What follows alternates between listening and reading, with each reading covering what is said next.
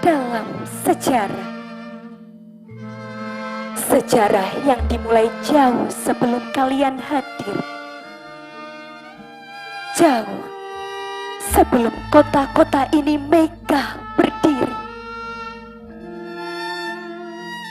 Di tanah ini, dari Singosari hingga Majapahit, dari Ken Arok hingga Gajah Mada, mereka mengukir kejayaan dengan darah dan tekad yang tak pernah pudar.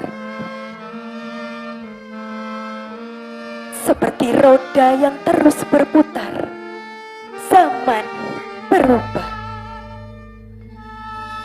Aku menembus zaman menuju masa modern. Kulihat banyak gedung menjagar langit, dan orang-orang berpakaian jauh berbeda sepertiku. Negeriku subur tanahnya, subur lembahnya. Namun di sini aku mendengar para petaniku menangis dalam sunyi. Kutanyai mereka, apa yang membuat kalian menangis? Rupanya mereka tercekik dengan pupuknya yang dihargai setinggi langit, sedangkan banyak orang bergantung hidupnya dengan hasil panennya. Petaniku sengsara, petaniku bersedih. Haryanto, Pak Lek Kardi, Bu Lek Susi, hingga Cak Harto, mereka bertahan, berjuang demi nasib para petani. Mereka melayangkan harapan agar orang-orang yang mereka panggil pemerintah itu tidak hanya diam, seakan acuh meninggalkan pertanyaan bagi para petaniku. Sampai kapan harus bertahan dalam kesengsaraan ini? Sampai kapan harus bertahan dalam ketidakadilan ini?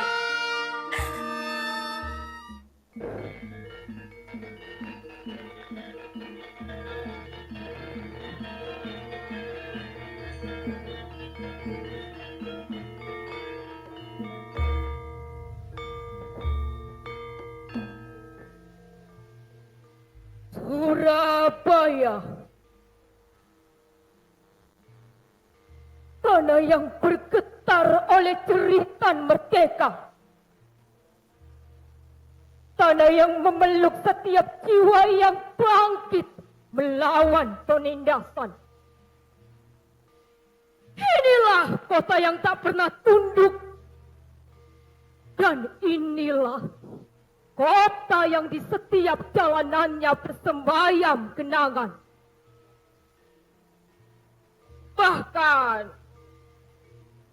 jejak kaki para pahlawan yang tak pernah goyah, meski penjajah datang dengan kekuatan yang dahsyat. Dan apa kalian tahu? Disinilah arek-arek Surabaya mengangkat bambu runcing, yaitu senjata yang sangat-sangat sederhana. Ya, walaupun sederhana, tapi lebih tajam dari baja ketika dipegang oleh tangan-tangan yang dipenuhi cinta pada kemerdekaan.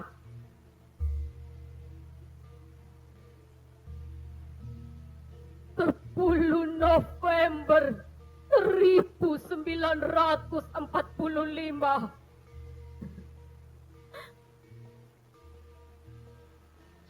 Hari yang tak akan pernah terlupakan. Langit Surabaya dipenuhi deru pesawat, dentuman meriam yang memecah keheningan. Lalu tentara sekutu datang dengan arogansi, mengira akan merebut tanah ini kembali. Tapi mereka lupa. Yang berdiri di hadapan mereka sekarang bukanlah tentara dengan senjata yang lengkap, melainkan anak-anak muda, pemuda kampung, petani, pedagang, dan juga buruh. Mereka mungkin tak berseragam, tapi mereka memiliki satu hal yang jauh lebih berharga, yaitu keberanian. Bung Tomo dengan suaranya yang menggema dari setiap radio, ia membakar semangat Surabaya. Dan kita semua yang mendengarnya, kita tidak gentar, tidak mundur, dan tidak ada rasa takut. Yang ada hanya semangat yang menyala, hanya cinta yang mendalam pada kemerdekaan yang baru saja kita raih.